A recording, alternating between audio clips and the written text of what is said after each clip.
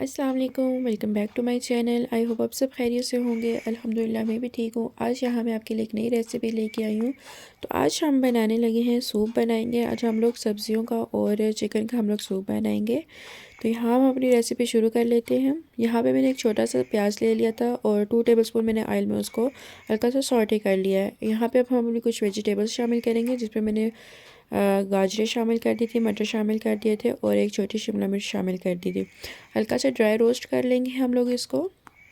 उसके बाद यहाँ पे मैंने चिकन बॉईल किया था, उसकी ये यखनी निकल आई थी, तो वो मैंने इसमें शामिल कर दिया। अब इसको अच्छी तरह से जब तक बॉईल आता है हम इसको पकने देंगे। तो यहाँ पे जब सब्ज़ियाँ अच्छी तरह से गल जाएंगी तो इसमें हम लोगों ने शामिल कर देना है। इस पॉइंट पे हम लोग गोभी शामिल कर देंगे। गोभी मैंने हाफ़ ले ली थी, बंद गोभी थी, और मैंने उसको बारीक काटने के बाद मैंने इसमें शामिल कर दिया। अब 2 से 3 मिनट के लिए हम लोगों ने इसको पकने देना है। जब ये अच्छी तरह से पक जाएगा उसके बाद हम अपने बाकी के इंग्रेडिएंट्स इसमें शामिल कर देंगे। इसको अच्छी तरह से मिक्स कर लेंगे और इसको ढक देंगे। इसके बाद हम इसमें चिकन शामिल करेंगे, जो कि हमने पहले बॉईल कर ली थी।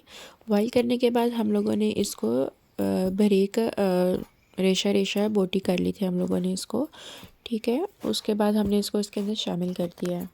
इसके बाद इस पॉइंट पे आप लोग जो है हैंड बीटर की मदद से जो वेजिटेबल्स हैं उनको चॉप कर सकते हैं इसमें, लेकिन मेरे पास इस टाइम हैंड बीटर नहीं है, तो मैं सब्जियां निकाल के फ़ाइन चॉप कर लूँगी। यहाँ पे मैंने सब वेजिटेबल्स निकाल के उसको बारीक सा पीस लिया था और अब मैं इसमें वापस शामिल कर रही हूँ।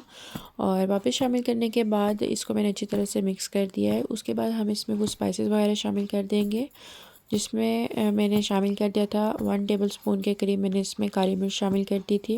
अच्छा, इसके लिए इसको गाढ़ा करने के लिए मैं इसमें शामिल करूँगी कॉर्नफ्लोर, जो कि मैंने 2 चम्मच भर के ले लिए थे, और हाफ़ कप मैंने इसमें पानी शामिल कर दिया था। अब इस पॉइंट पे हम लोगों ने इसके अंदर कॉर्नफ्लोर भी शामिल कर देना है और इसको गाढ़ा कर लेना है। आप अपने हिसाब से इसको थिन और थिक रख सकते हैं जितना आपको चाहिए ये।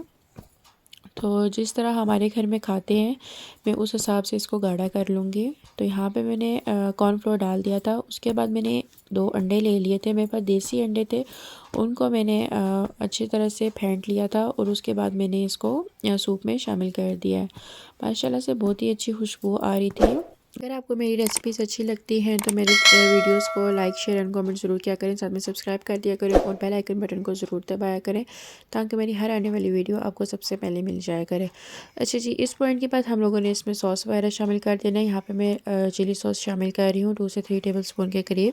उसके बाद मैं यहाँ पे सोया सॉस शामिल कर दूँगी 2 से 3 टेबलस्पून के करीब ही।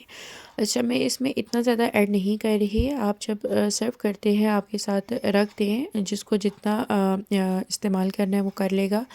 और मैंने कुछ सिरका भी शामिल कर दिया था, और स्टार्टिंग में मैंने ग्रीन चिलीज़ ले ली थी जिनको मैंने बारीक काट लिया था और सिरके में डिप करके मैंने रख दिया था।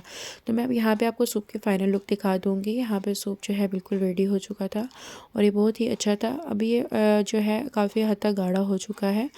तो मैंने कुछ अंडे ले लिए थे जिनको मैंने बॉईल कर लिया था अलग से, और मैंने सर्व करते वक्त जो है मैंने ऊपर शामिल कर दिए थे। तो माशाल्लाह